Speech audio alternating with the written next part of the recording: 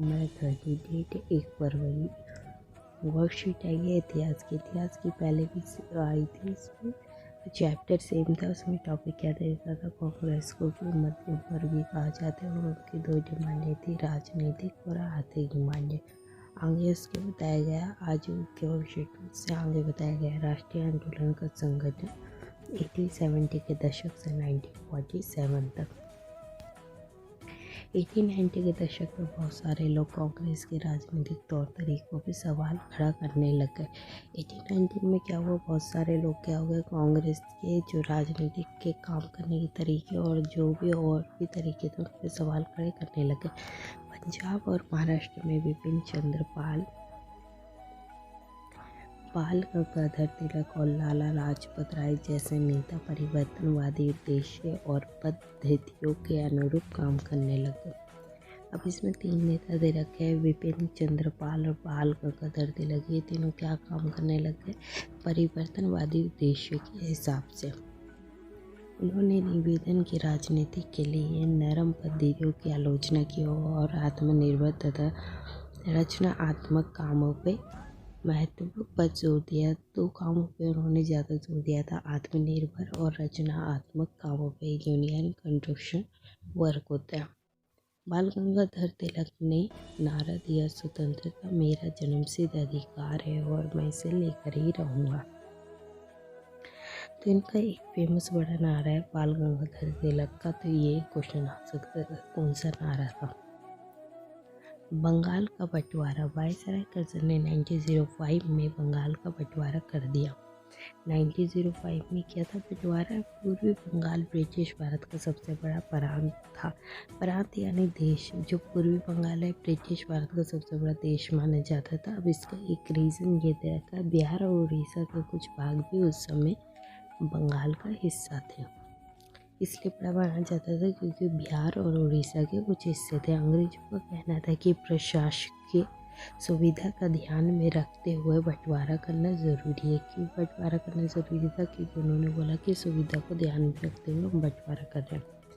इस प्रशासकीय सुविधा का क्या मतलब था, ये बंटवारा करने के लिए कह तो रहे थे पर उसका असलियत मतलब क्या था और ये सुविधा किसको मिलने वाली थी, किसको सुविधा मिलने वाली थी। जाहिर है इसका ताल्लुक अंग्रेज अफसरों तथा व्यापारियों के फायदे से था, लेकिन सरकार ने गैर बंगाली इलाकों को अलग करने की बजाय उसके पूर्वी भागों को अलग करके असम में मिला दिया। जो सरकार ने एक काम किया था, जो गैर बंगाली इलाके थे उनको क्या कर दिया, अलग करने की बजाय पूर्वी भागों में अलग करने की बजाय उसे असम में क्या कर दिया, मिला दिया।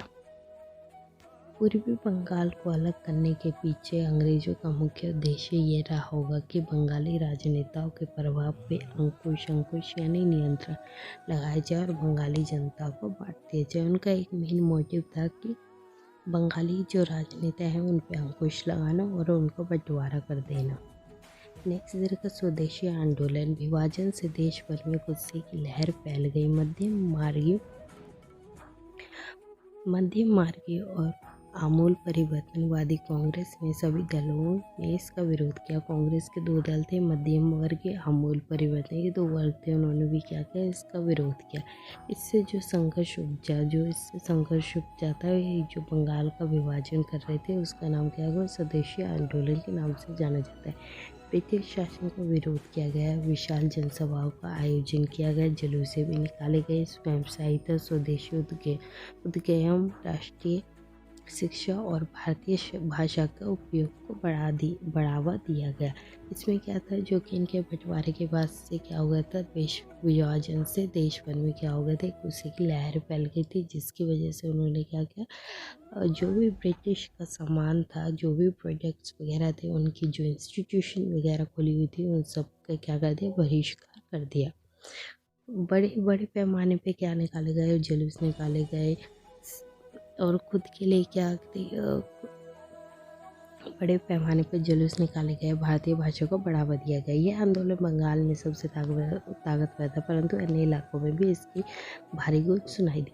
आंध्रा के डेल्टा इलाकों से इसे वंदे मातरम आंदोलन के नाम से जाना जाता है। कुछ लोग ब्रिटिश शासन को उखाड़ फेंकने के लिए क्रांतिकारी के समर्थक थे।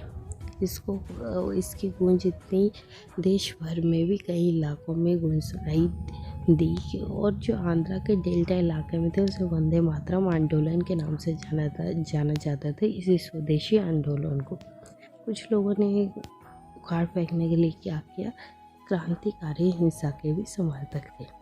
अब इसमें कुछ डेट्स दे रखी है, इनको याद करना पड़ेगा। 1906 में ढाका में मुस्लिम लीग का गठन, 1907 में कांग्रेस मध्यम मार्गी और आमूल परिवर्तनवादी दो धड़ों में विभाजित हो गई। 1909 में परिषदों में मुसलमानों के लिए अलग निर्वाचिका की व्यवस्था। 1915 में कांग्रेस के दोनों खेमों में एकता। 1916 में कांग्रेस और मुसलमान लीग में लखनऊ में समझौता।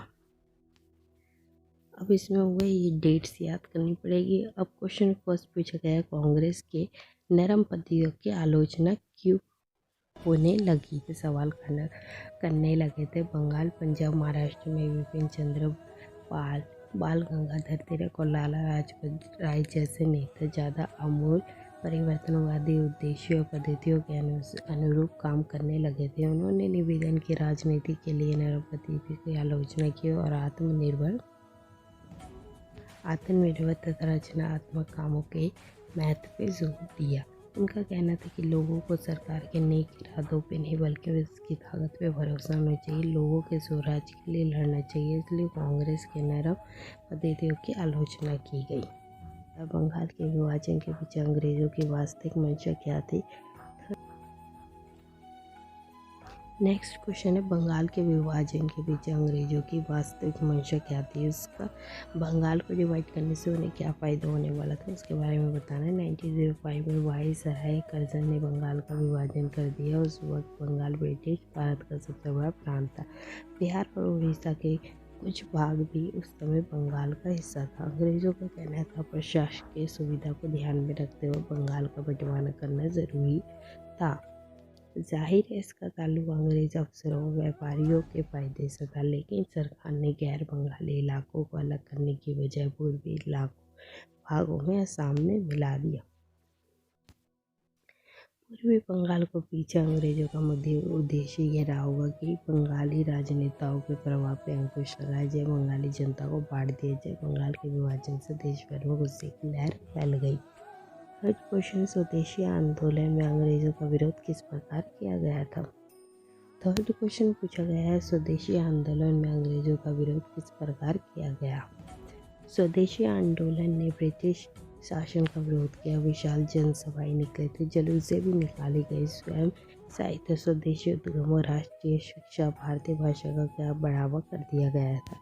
स्वराज के लिए आमूल परिवर्तन ने जनता को बंद करने और ब्रिटिश संस्थानों और वस्तुओं के बहिष्कार पर जोर दिया। यह आंदोलन बंगाल के सबसे ताकतवर था, परंतु अन्य इलाकों में इसकी भारी अनुकूल सुनाई दिया। लास्ट क्वेश्चन दे रखा, बाल गंगाधर तिलक का प्रसिद्ध नारा है, स्वतंत्रता मेरे जन्मसिद्ध अधिकार है और मैं इसे लेकर ही रहूँगा। उनके नारे की तरह आप भी देशभक्ति पर आधारित एक नारा लिखिए। के डेल्टा इलाकों में इसे वंदे मातरम आंदोलन के नाम से जाना जाता है। कुछ लोग ब्रिटिश शासन को उखाड़ फेंकने के लिए क्रांतिकारी हिंसा के समर्थक थे। नेक्स्ट और लास्ट क्वेश्चन है, बाल गंगाधर तिलक का प्रसिद्ध नारा है, स्वतंत्रता मेरे जन्मसिद्ध अधिकार है और मैं इसे लेकर रहूँगा। इस नारे को उनके नारे की तरह आप भी देशभक्ति पर आधारित एक नारा लिखिए।